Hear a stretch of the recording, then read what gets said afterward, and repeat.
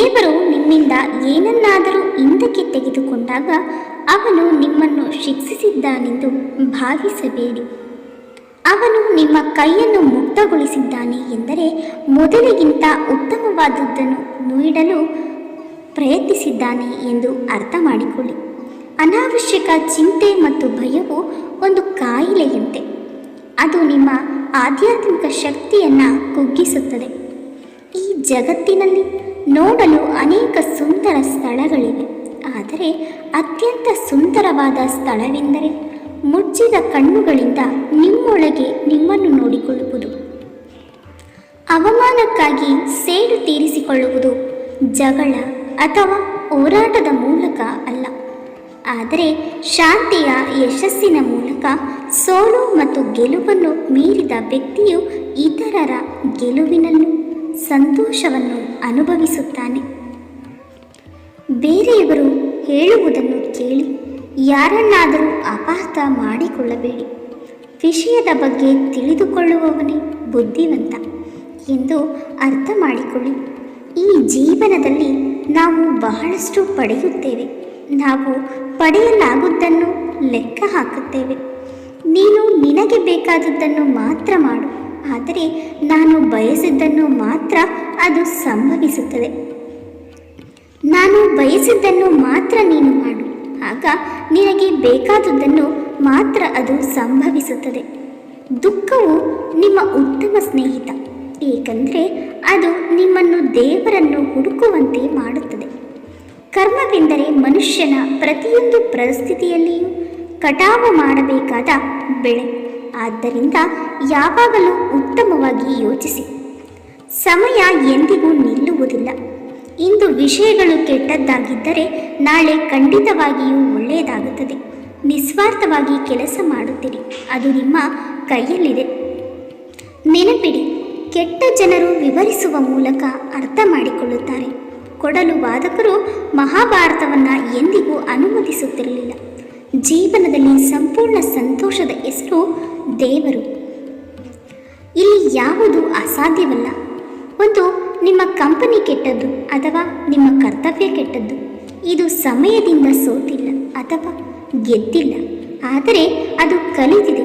ಇತರರ ದುಃಖವನ್ನು ನೋಡಿ ನಗಲು ಪ್ರಾರಂಭಿಸಿದ ಕ್ಷಣದಲ್ಲಿ ಮನುಷ್ಯನ ಮಾನವೀಯತೆ ನಾಶವಾಗುತ್ತದೆ. ಸೋಲುವುದು ಬೇಡ, ಗೆಲ್ಲುವುದು ಬೇಡ. ಇದು ಬದುಕಿನ ಆಟ. ಆಡಲೇಬೇಕು. ಇಬ್ಬರು ಮಾತ್ರ ಬುದ್ಧಿವಂತ ಪದಗಳನ್ನು ಮಾತನಾಡುತ್ತಾರೆ. ಒಬ್ಬರು ವಯಸ್ಸಿದ್ದವರು ಮತ್ತು ಚಿಕ್ಕ ವಯಸ್ಸಿನಲ್ಲಿ ಕೆಟ್ಟ ಸಮಯವನ್ನು ಕಂಡವರು. ನೀವು ಯಾವಾಗಲೂ ಸರಿ ಎಂದು ಭಾವಿಸಿದರೆ ನೀವು ಜೀವನದಿಂದ ಏನನ್ನೂ ಕಲಿಯುವುದಿಲ್ಲ. ಇವತ್ತು ನೀನು ಮಾಡಿದ್ದೆಲ್ಲ ನಾಳೆ ನಿನಗೂ ಆಗುತ್ತದೆ. ಇದು ವಿಧಿ, ಇದು ಪ್ರಕೃತಿಯ ನಿಯಮ.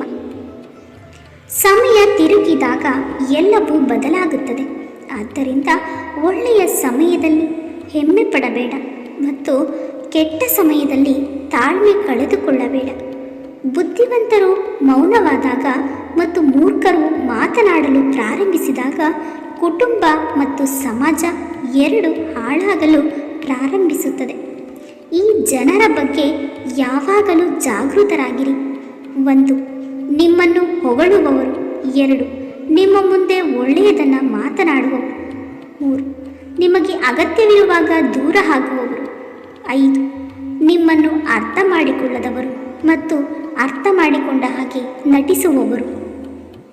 ಪ್ರತಿದಿನ ಧ್ಯಾನ ಮಾಡುವವರು ಇತರರಿಗಿಂತ ಬೇಗ ಯಶಸ್ವಿಯಾಗುತ್ತಾರೆ ಮತ್ತು ಶಾಂತ ಮನಸ್ಸು ಸರಿಯಾದ ಮಾರ್ಗವನ್ನು ತೋರಿಸುವುದರಿಂದ ಸಂತೋಷವಾಗಿರುತ್ತಾರೆ. ಮೆದುಳು ಧ್ಯಾನದ ಮೂಲಕ ಪಡೆಯುವ ಶಕ್ತಿಯು ತುಂಬ ಧನಾತ್ಮಕ ಮತ್ತು ಶಕ್ತಿಯುತವಾಗಿತ್ತು. ಅದು ನಿಮ್ಮನ್ನು ವ್ಯಕ್ತಪಡಿಸಲು ಸಹಾಯ ಮಾಡುತ್ತದೆ ಮತ್ತು ನಿಮ್ಮ ಕ್ಷೇತ್ರದಲ್ಲಿ ನೀವು ಯಶಸ್ವಿಯಾಗಲು ಪ್ರಾರಂಭಿಸುತ್ತೀರಿ. ಈ ಶಕ್ತಿ ಎಲ್ಲ ಕೆಲಸಗಳನ್ನು ಮಾಡುತ್ತದೆ ಮತ್ತು ಅದು ಜಗತ್ತಿನಲ್ಲಿ ಮಾನವನ ಹೆಸರು. ನೆನಪಿಡಿ, ಮತ್ತು ಮನಸ್ಸು ಎಷ್ಟು ಶಾಂತವಾಗಿದ್ದರೆ ವೇಗವಾಗಿ ನೀವು ಯಶಸ್ವಿಯಾಗುತ್ತೀರಿ ಮತ್ತು ಸಂತೋಷವಾಗುತ್ತೀರಿ ಮತ್ತು ಯಶಸ್ಸಿನ ಒಂದು ಹೆಜ್ಜೆ ಇಡುತ್ತೀರಿ. ಹೋರಾಟವು ಪ್ರಕೃತಿಯ ಆಹ್ವಾನ. ಅದನ್ನು ಸ್ವೀಕರಿಸಿದವರು ಮಾತ್ರ ಮುನ್ನಡೆಯುತ್ತಾರೆ. ಪ್ರೀತಿಯ ಅನುಭವವೇ ಭಗವಂತನ ಸಾಕ್ಷಿ. ಎಲ್ಲಿಯಾದರೂ ಪ್ರೀತಿಯ ದರ್ಶನವಾದರೆ ದೇವರು ಇದ್ದಾನೆ ಎಂದು ಖಚಿತಪಡಿಸಿಕೊಳ್ಳಿ. ನಿಮ್ಮ ಕನಸು ಏಕೆ ನನಸಾಗುವುದಿಲ್ಲ ಎಂದು ಯೋಚಿಸಬೇಡಿ. ಧೈರ್ಯಶಾಲಿಗಳ ಉದ್ದೇಶಗಳು ಎಂದಿಗೂ ಹೇಳಿರುವುದಿಲ್ಲ. ಅವರ ಕಾರ್ಯಗಳು ಉತ್ತಮವಾದ ವ್ಯಕ್ತಿಯ ಜೀವನದಲ್ಲಿ ಎಂದಿಗೂ ಕತ್ತಲೆಯಾಗಿರುವುದಿಲ್ಲ.